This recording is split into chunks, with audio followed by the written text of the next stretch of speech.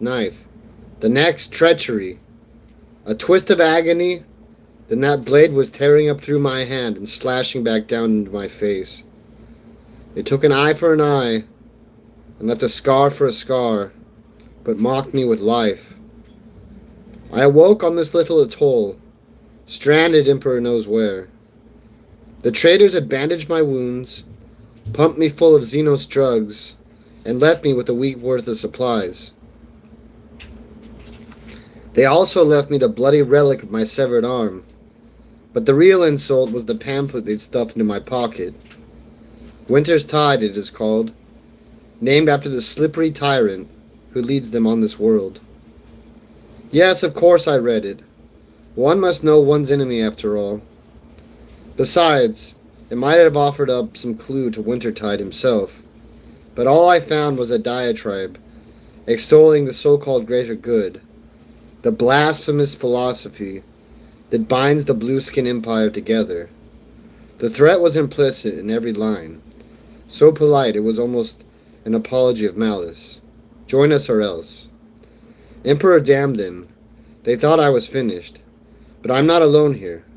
My trinity of ghosts is with me, and together we will endure. There is such strength in hatred. But of course you already know that. Are we a kind, are we not? That's why I've kept in writing the wreck of a hand remaining to me. So you understand, so you'll be ready. But first we have to get out of the mire. Bleeding ectoplasm from this arm of a stump. Neiman gestures defiantly and tells me we'll be found soon. But sometimes it seems this limbo has been forever, and everything else was just a dream. Bierce always censured me for thinking too much.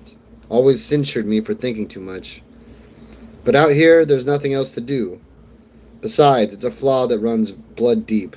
Another shadow of my Arcan heritage, and the Schola couldn't exercise. You know, lately, my thoughts keep turning back to Providence, the home I left so long ago. I think of the frozen northern rifts, and the blistering hell of the Badlands, the white marble colonnades of Capitol Bastion, and the gabled mansions of old Yesemane. I think of the pioneers and the patricians, the machines and the savages, all the clans and cartels and tribes, forever at each other's throats, but forever Arcan. They came late to the Emperor's light, and they didn't come quietly. Sometimes I wonder what became of them all. Iverson's journal.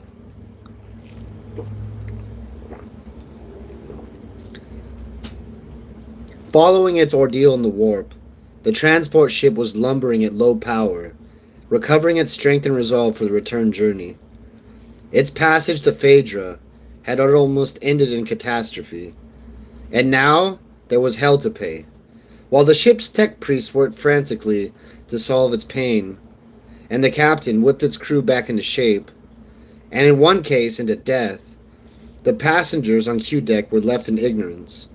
To the Navy men, the Imperial Guard were little more than cattle with guns. After the crisis, a junior lieutenant had descended from the bridge to brief the regiment's officers, talking patronizingly of power outages and fluctuations in the Geller field. Meaningless words that said nothing of the horror that had overtaken the 11 men billeted in Dorm 31 when the warp had seeped into the ship.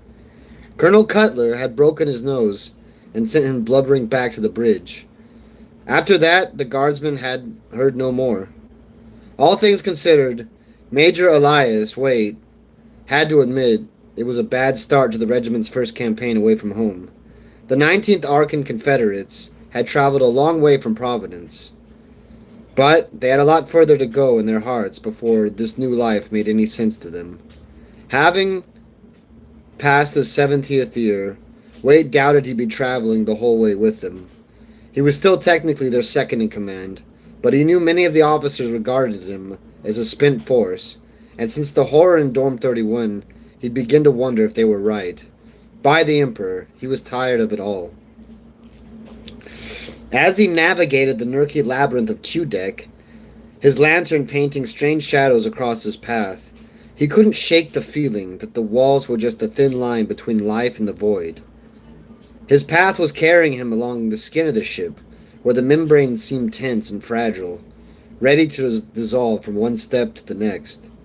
His mind told him this wasn't so, but his blood told him otherwise, and he was sure every man and woman in the regiment felt the same way. The Arkans simply weren't bred for deep space. Well, plenty of folks aren't, he chided to himself, but most learn to live with it. We'll just have to learn the trick along with the rest of them. We're true guardsmen now, and space is part of the job. The Imperium of Man was a troubled giant, and it was a guardsman's lot to be shuffled back and forth across the galaxy, as duty called. Besides, few Imperial forces had been as fortunate as the Arkan regiments, who'd fought all their wars at home for so long. But were we really so lucky? Wade wondered. Long ago, someone very wise and bleak had remarked that civil wars were the worst kind. After the madness that ravaged his homeworld, turning parish against parish and brother against brother, Wade wouldn't argue. The rebels called it independence. The brave old Union of Seven Star reborn, brighter and better than before. How the fools had rallied to their march of freedom, croppers and collarmen, hicks and gentry, even some of the savage tribes, banding together to throw off the shackles of imperial tyranny. 11 years of blood and betrayal.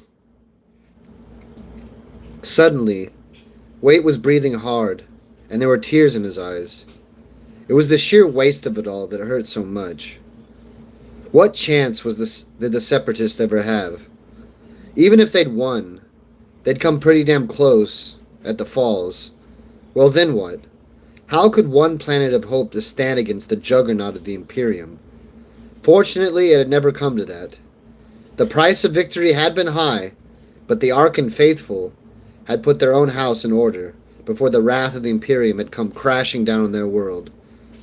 And now, here we are, a billion leagues from home, come to do it all over again to some other poor fools, Emperor-damned rebels. There was to be no rest for the loyalists of Providence.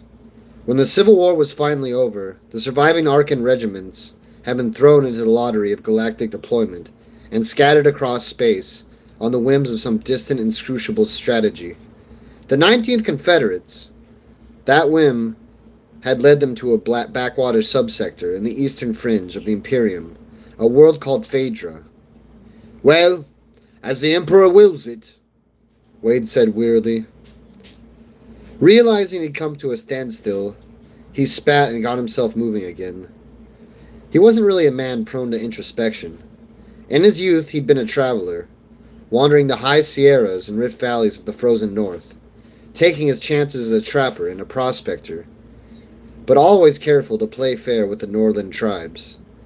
They were a moody folk, not much inclined to trust a stranger. The fact was, he'd always liked people, and 30 years in the Guard hadn't changed that. True, he was old now, his face a brown leather walnut, and his hair a fond memory of better days. But he'd kept his muscles, and could still swing a saber with the best of them. Damn. But he had to shake off this oppression. It was clinging to him like a leech. Like the abomination Trooper Norliss had become in Dorm 31, like the broken things they'd put the sword in that blighted town back home, like the toiling of the demon bell hanging at the town's rotten heart, Wade had prayed never to come to hear those soul-jangling chimes again. But they had followed the regiment across the stars, or maybe they had always been there, waiting in the warp for fools to listen. Whatever the truth of it, the demon bell had tolled again inside Dorm 31, ringing, and Trooper Norliss's changes. But no, he mustn't go there. These were not memories to dwell upon. At the best of times, and certainly not in this gloomy mausoleum. Unconsciously, Wade's fingers brushed the Aquila symbol hanging around his neck. He was vaguely surprised to find that he had reached his destination. The viewing gallery was a grand atrium of fluted marble pillars and delicate murals, but in the dim emergency lighting, it looked forbidding. He saw stars twinkling through the immense window in the outer wall, promising something brighter than the shadow-haunted concourse. Two figures were framed against the void, one very still, the other almost manic, as it stalked back and forth, gesticulating with sharp, angry motions. Wade heard the murmur of their conversation, but the words escaped him. It was just as he'd expected. The colonel was with his witch again. With a sigh, Wade entered. Something loomed from a pillar, and he leapt back, his hand reaching for his saber before he recognized the giant. The man's face was pale against the cascade of ebony braids, his eyes canted high above cheekbones. He had a feral look that sat strangely with the smart cut of his gray Confederate uniform, almost like a wolf in a man's clothing. Wade cursed himself for a skittish fool. He would have expected the Northern giant. Wherever the witch, he went. The Wereger followed. The warrior had been ritually bonded to her when she first manifested the weird as a young child. As tradition demanded, he had waited patiently while his charge had made the long journey on the black ships to be tested for any trace of taint. If she had been found wanting and failed to return to Providence within a span of 7 years, that same tradition would have demanded his ritual suicide. Their fates were bound tightly in life, tighter still in death. He was her guardian and potential executor. The double-headed axe strapped to his back was consecrated to grant them mercy if his charge fell to the warp. Unsurprisingly, the Wereger path was one of the few northern traditions the Imperium had actively encouraged. "The God Emperor's blessing upon you, Mr. Frost," Wade said, feeling uncomfortable with the title. To call a strapping northern warrior Mr. or one of their fierce, mysterious women lady was absurd. But often, after the war, the Imperium had witch hunters that had come down hard on all the Outlander folk. Although many of the tribes had fought alongside the Loyalists, the fanatics had campaigned to civilize them all. The first things they'd stolen were their old tribal names. Take away a Norlander's name, and you were halfway to owning his soul. But it was the kind of logic that appealed to a witch hunter. Wade tried to smile.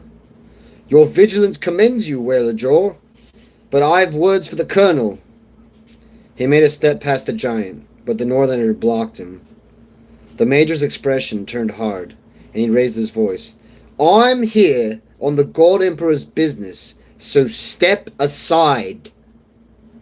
He wasn't expecting a reply.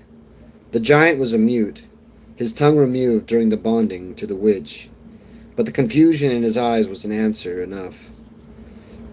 Wade's brand of down-to-earth piety was well liked by the troops, and since Preacher Hawthorne's death, he'd served as the regiment's surrogate priest, which gave him a hold over this devout savage. "Stand aside in his name, Werejaw!" Wade boomed theatrically. Frost frowned, trying to weigh up his divided loyalties. Suddenly, cocked his head as if listening to a secret voice. The talk by the window had ceased, and the silhouettes were watching them. Queasily, Wade realized he'd been right about the secret voice. The witch was talking to her guardian, brushing her mind with his. A moment later, the giant stepped aside. "Well now, I'll be damned if I recall asking for visitors," a voice bellowed across the gallery. "But someone's here, so I guess I must be damned or just plain stupid." "Never stupid, Colonel," Wade called back. "And not damned yet, if I've any say in it." Silence, then laughter, deep and bitter, and laced with something Wade didn't much care for. "Get your scrawny ass over here, old man. There's something I want you to see." Now there was a genuine humor in the voice, and Wade shook his head, already sure he wouldn't find the words to challenge his commander. The witch drew back as Wade approached, hiding her face in the dark arc of her cowl. The colonel was still dancing around the stars, his back rigid with tension, his left hand clenching and unclenching ferociously, the right locked to the hilt of his saber. His wide-brimmed hat was slung over his back, bouncing around as he stalked back and forth. He hadn't cleaned up since the horror in Dorm 31, and his rawhide jacket was still blotched with black stains. There was a gash in his right leg where a thorny tendril had whipped past his guard, but Waite knew it was useless telling him to see a medic. These days it was useless telling Esnor Cutler anything. These days he only had ears for the witch.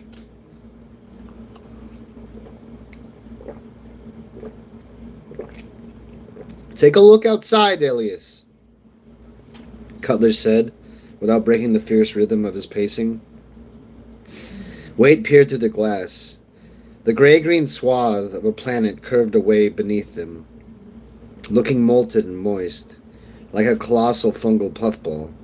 Unclean. A ship hung in the horizon, sharing their orbit.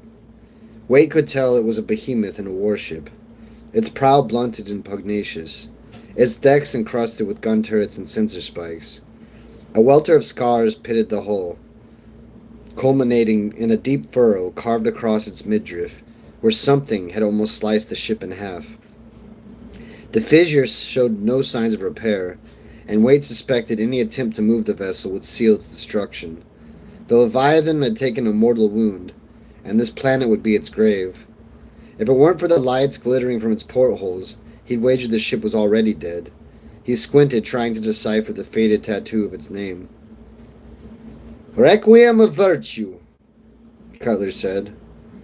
"Damn strange for a warship name. I don't trust it, Elias, and I trust that filthy planet even less." Waite hesitated, unsure if the colonel expected an answer. He prided himself on reading the hearts of men, but Cutler had become increasingly mercurial the last couple years. Since Trinity and its bell, by Providence, that demon-haunted town had cast a long shadow over the regiment. "Sebastian, Estamvo, Kitcher." Cutler chewed through the words one by one, evidently not liking the taste. "I don't follow your drift, Colonel. Another name I don't trust. Kircher is the Imperial commander here, our lord and master until the war is done." Cutler nodded towards the ship. "Man runs the whole show from up there, hiding in that floating hulk, keeping his boots squeaky clean, while he throws good men after bad, pulling the strings and watching the chips fall. Calls himself the Sky Marshal. Whatever the hell that's supposed to mean. Is he Army? Navy? Maybe even an Inquisition lackey?" He shook his head. "I don't trust any of it. This war is old, Elias. It makes our little uprising look like a backyard tussle." When he got angry, Cutler always slipped in his yes-smith drawl. Like Waite, he wasn't a product of the aristocratic academies that churned out most of the Arkan officer class. He was a patrician, but his family had been knee-deep in debt. So, Ensign Cutler had signed up with the Dust Rangers, a rough-and-ready cavalry unit. While other officers had studied strategic theory at Point Tempest, Cutler had made his name hunting feral greenskins in the Badlands. The rawhide jacket he wore was in lieu of regulation, gray, a legacy of those wild days, its tassels woven with greenskin tusks and finger bones. The coat had raised a few eyebrows when Cutler had finally received his commission from the capital, but he'd refused to discard it.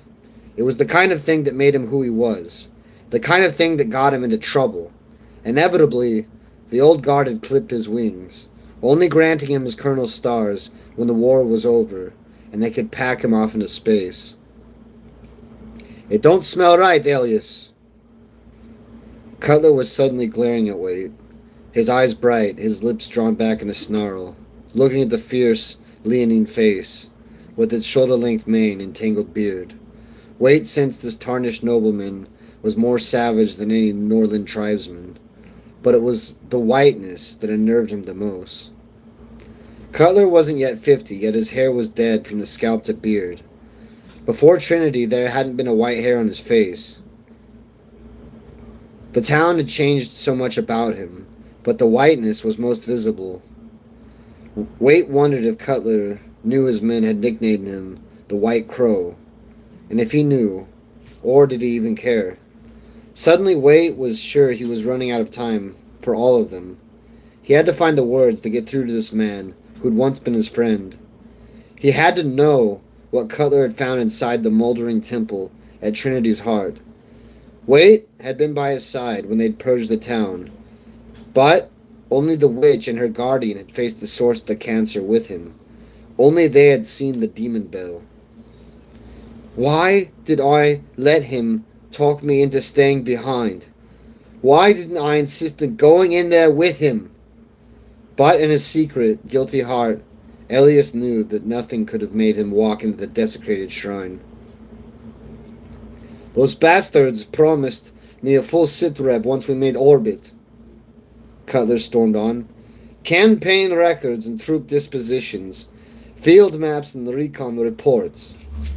Some Emperor-damned orientation. And then they send me that. He jabbed a finger at a crumpled sheet of parchment on the floor. One damn page. Waite bent to retrieve the document, and Cutler waved him back. Leave it. You'll hear about it all soon enough. But don't hold your breath.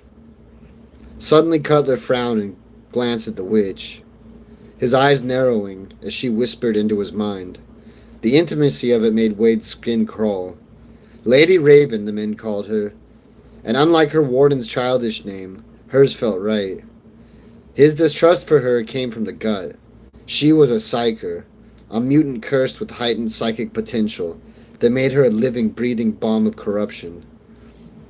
Yes, she survived the test that culled all the strongest of her kind, and had been sanctioned to practice her craft in the Imperium's name. But you could never be sure with a witch. To Wade's mind, a sanctioned psyker was a rubber-stamped monster. How would Ensor allow her to touch his mind? And was there any truth to the whispers about them? She always kept her face hidden, as was the way of the Norland women. But it was rumored that she was beautiful. Ensor, Waite began, realizing he hadn't used his comrade's first name in almost a year. Suddenly he was sure that he had the right words to get through to him. Ensor, we have to talk about Trinity. We have to talk about that thing in Dorm 31. But the colonel waved him to silence, his attention on the witch. Finally he nodded and straightened up, rubbing his unruly beard. I have to clean up, Elias. We'll be making planetfall in a couple of hours, and the men deserve better than this. I'll see you at the assembly, old man. Cutler stalked away, trailed by the witch and her guardian. Alone in the dark, Elias Waite realized he had lost the words once again.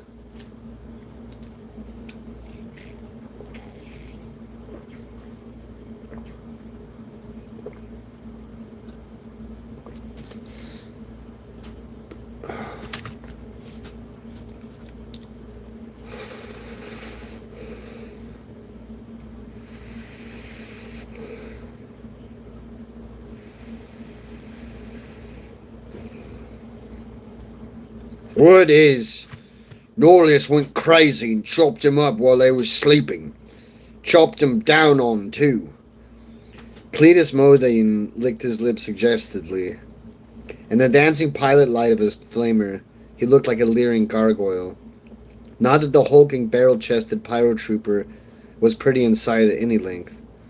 With his brutal potato head and bright crest of hair, he was the archetypal Badlander, and Dust Snake's squad was his natural home. The squad hunkered down in a corner of the hangar bay, chewing over the fat as soldiers always did before deployment. They were near on 800 troops scattered around the cavernous chamber, clustered up in squads around their lanterns, creating pockets of light in the gloom.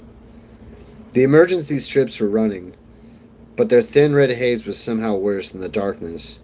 Everyone was jumpy after what what happened in Dorm 31 3 days back, although nobody knew exactly what had happened. Nobody except the officers, and they weren't talking. Sure, Vern Loomis had seen it too, but he wasn't doing much talking either these days. He ate 'em? Boone's eyes were wide.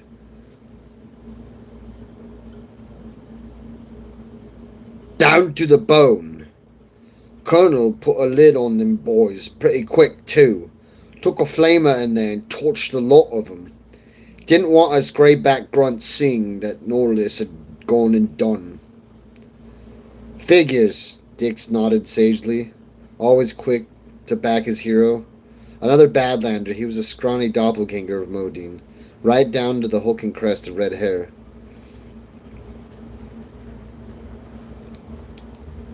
But that don't add up, brothers. A voice came from beyond the lantern's pool of radiance, outside Dust Snake's inner circle. You say something back there, Green Cap? Modine snarled over his shoulder. Just been thinking is all. The speaker ambled into the light, seemingly oblivious to the hostility. He was almost painfully young, but taller than Modine by a head, and built like a Grox. His straw blonde hair was nearly cropped, his uniform pressed and pristine.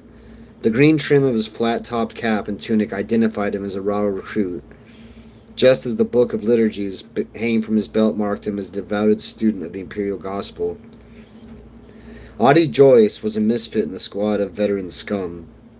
He joined them just before they'd left Providence, and Modine would have chewed him up and spat him out if Sarge hadn't been looking out for him. There was talk the old goat had a thing going with Joyce's ma back home. Might even be his pa, but not even Boone was stupid enough to ask Bullethead Calhoun about something like that. Frowning, Joyce continued, I mean, it wasn't just his squad. Norlis killed the commissar too, and he wasn't sleeping. Gravely, the boy made the sign of the Aquila. No, brothers. The commissar's chainsaw was buzzing with the Emperor's own wrath. And when he walked into that chamber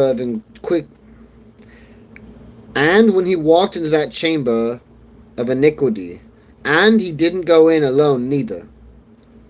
The Green Cap's got a point, boys, came another voice in the shadows, even further down in the inner circle, mocking and low. Ain't no way one crazy man could have taken down the commissar, especially not with old White Crow along for the ride. It was true, they all knew it. Every one of them had been there when the horror had kicked off. It was the noise that had drawn them, a deep, irregular chiming that had run through the walls and shaken their teeth like a quake from hell.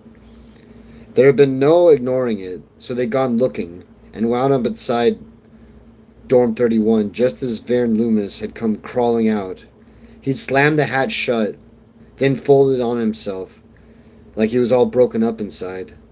The crazy look on his face had stopped their curiosity dead. Modine had hit the alarm. Nobody had gone for the door. That was when the lights had died, leaving everyone standing around the dark, fiddling with their rifles, as they listened to the tearing and chewing and screaming going on behind the hatch. Maybe, if Sarge had been with them, it would have gone down differently. But they'd been up in the mess hall playing cards with the other NCOs. They'd all been kind of glad about that. The colonel had arrived in double time, almost like he knew what was going to happen. And maybe he had, because the witch had her watchdog with her. Then Major Waite and Commissar Brody turned up, and the 5 of them had gone inside, locking the hatch shut behind them. 5 of the regiment's finest against one crazy man. After that, there'd been a lot more tearing and swearing, then a hellfire snarling that was more animal than man. But like no animal Harkin had ever heard. And then the voices had started up, and that had been the worst. They oozed through the steel hatch, sounding like a whole chorus of corpses, drowning in an ocean of maggots, laughing and gibbering as they sang the same words over again. Trinity in embers! Trinity in embers!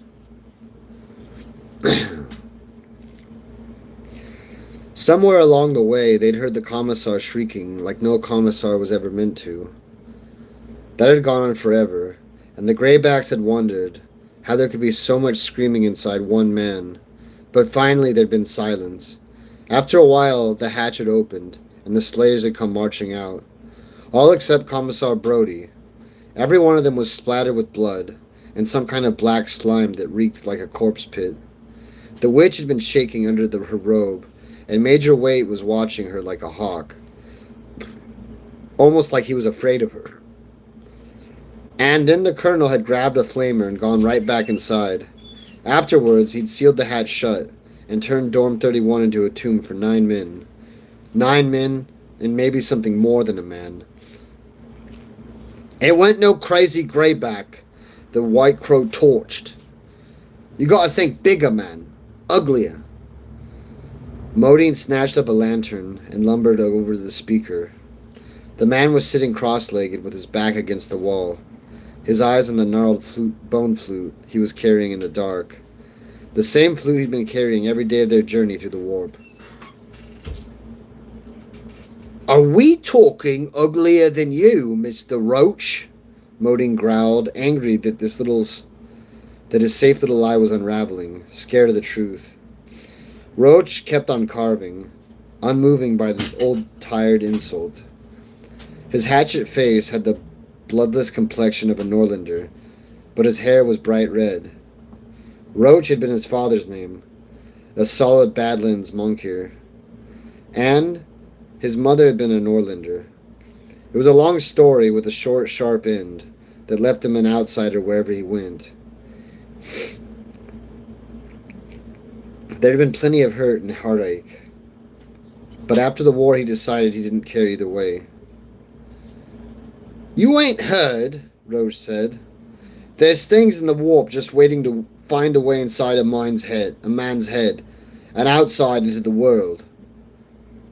We don't buy that hellfire crap in the Badlands.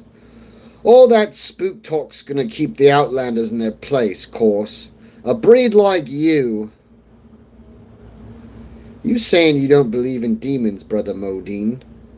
Or you saying you don't believe in the God Emperor's holy gospel? Now wait, that ain't what I meant, Modine spluttered, not exactly sure what he had meant.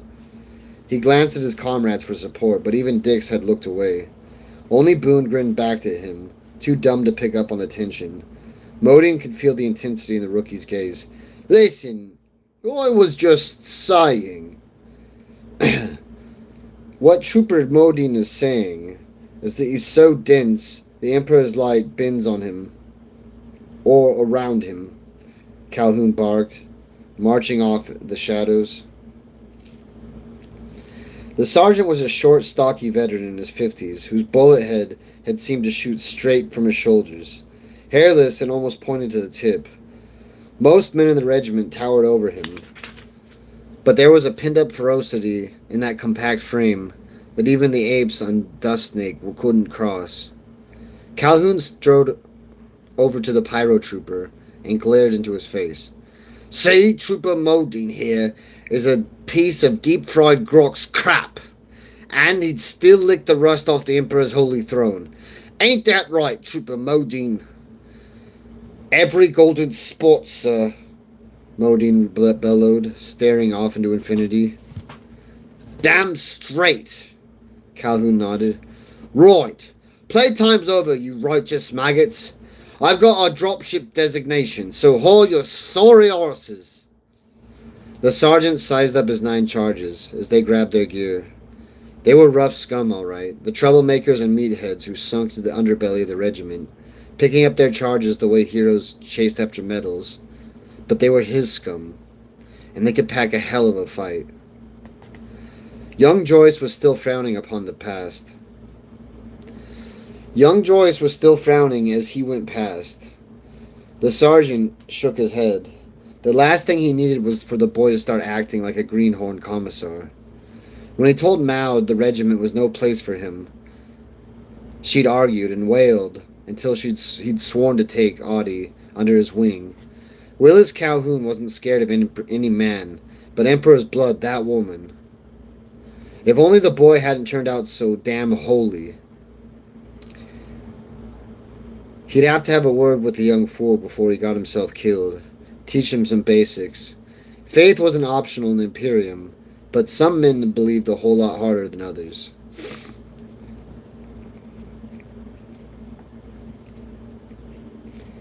You said you'd talk to him. You assured me he'd come to his senses. As he spoke, Captain Hardin Van Drake kept his eyes on the Silverstorm cavalry, alert to the slightest misstep along the mechanical steeds. So far his riders were keeping things together, guiding their walkers into waiting dropships with precise, elegant steps. Even Lenora was doing just fine, and she was frankly the worst sentinel rider Vendrake had ever known. He wouldn't have kept her on either talons,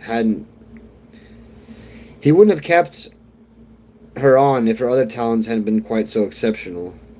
Vendrake suppressed a smile as he addressed his fellow officer again. I admit I'm disappointed, sir, Vendrake finished pointedly. Don't question my judgment, Captain, Elias Waite said irritably.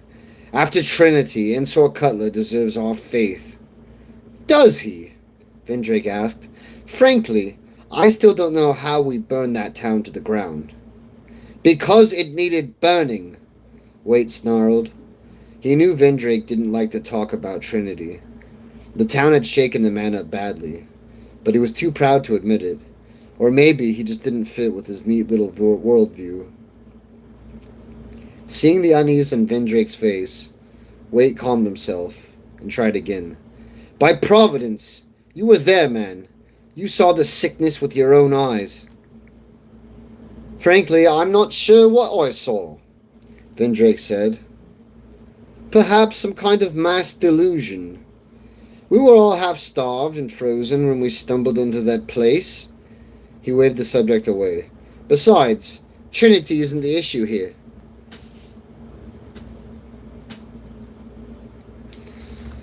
Wade shook his head in disgust.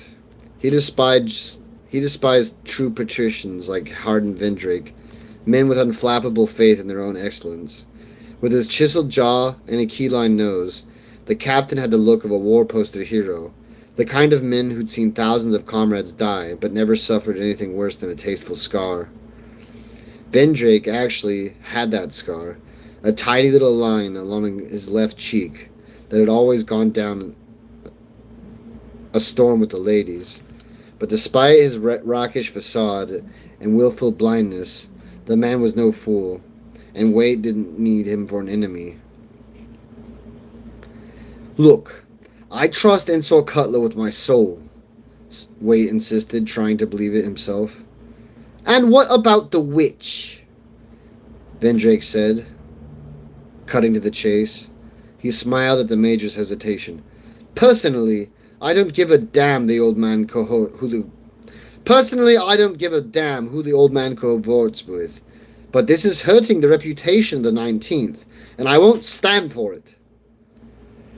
I'll talk with him after we make planetfall.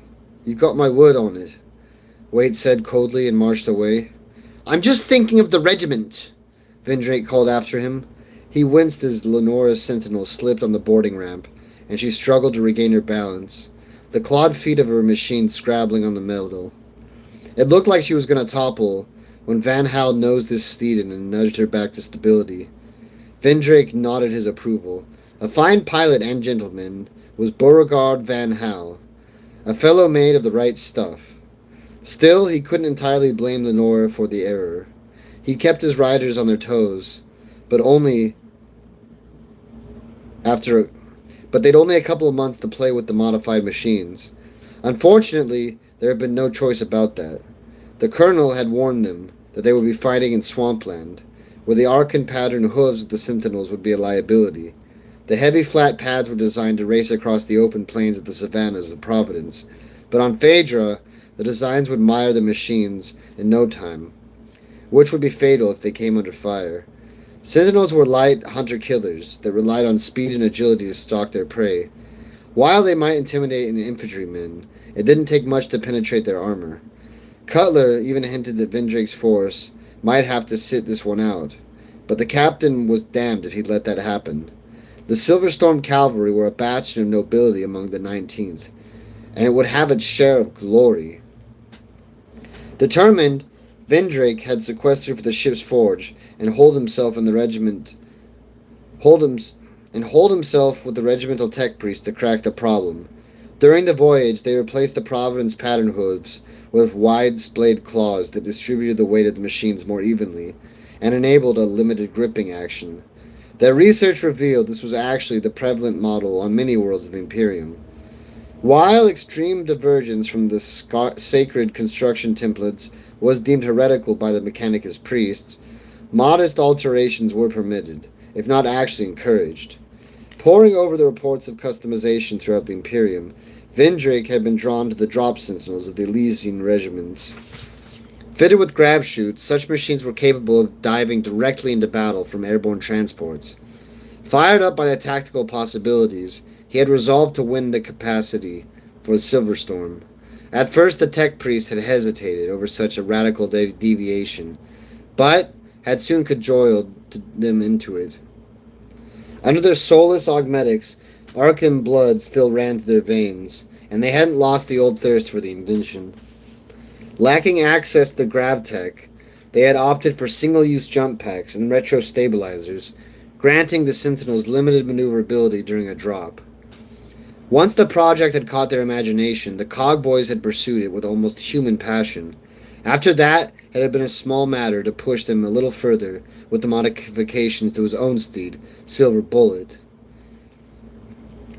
And, over the months, a little bit further had stretched the abilities of this Sentinel far beyond the norm.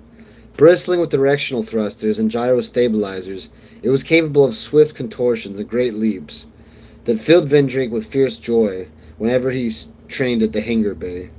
The fact that some would have deemed his Sentinel a new kind of machine altogether, and likely denounced it as abomination, cut no ice with the captain.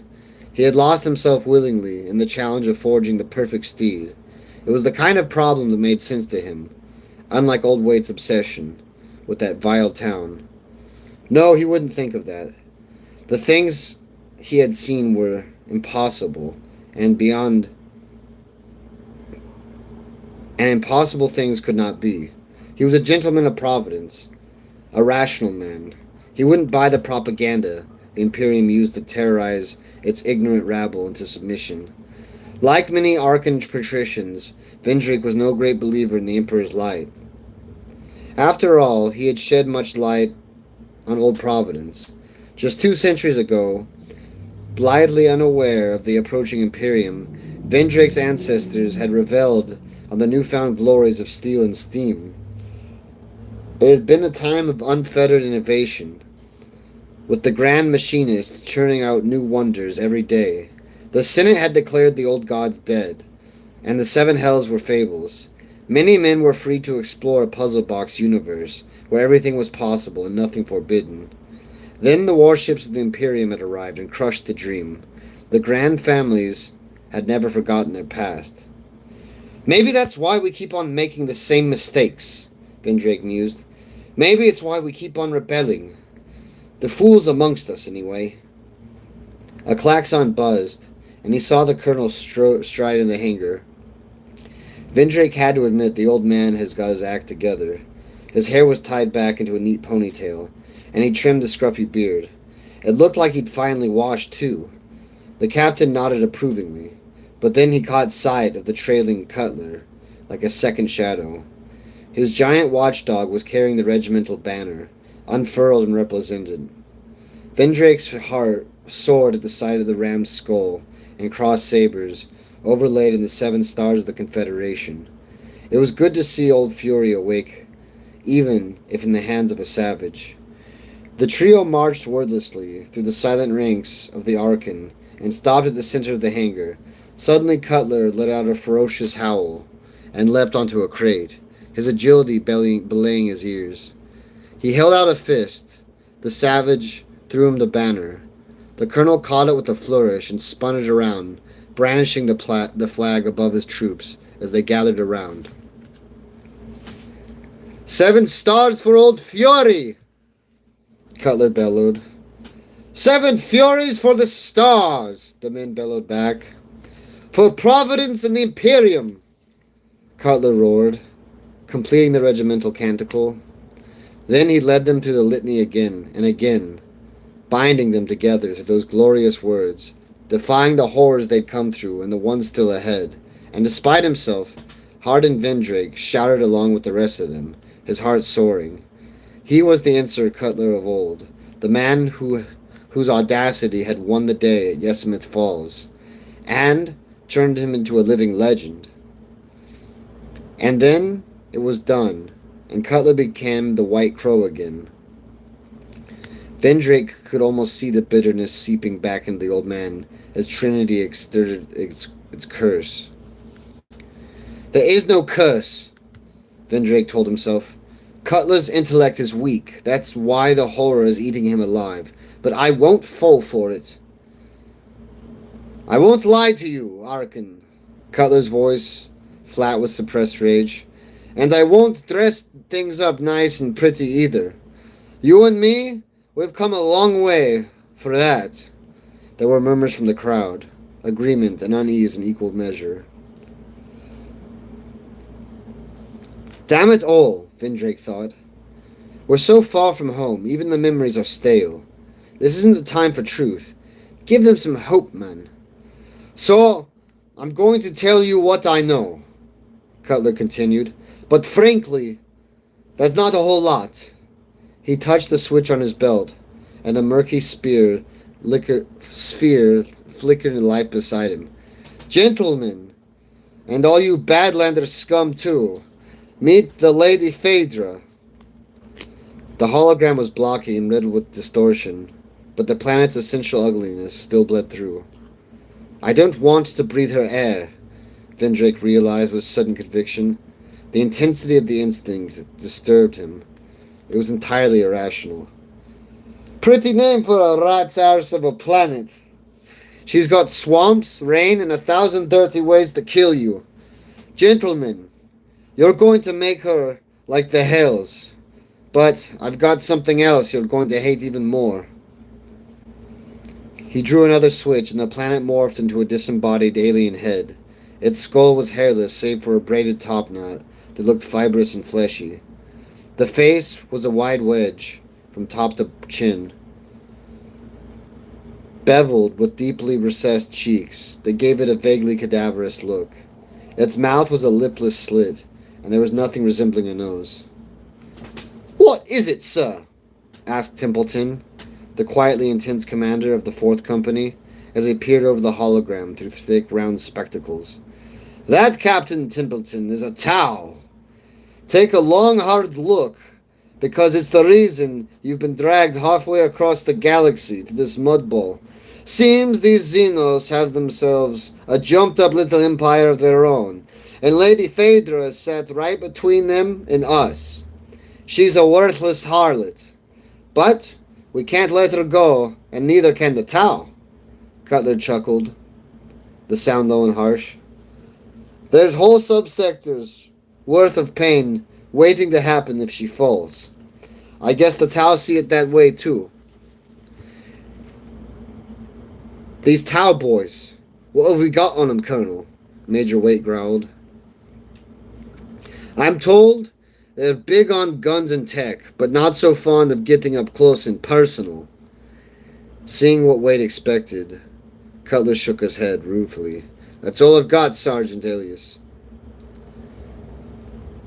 What about numbers? Mechanized divisions or air support?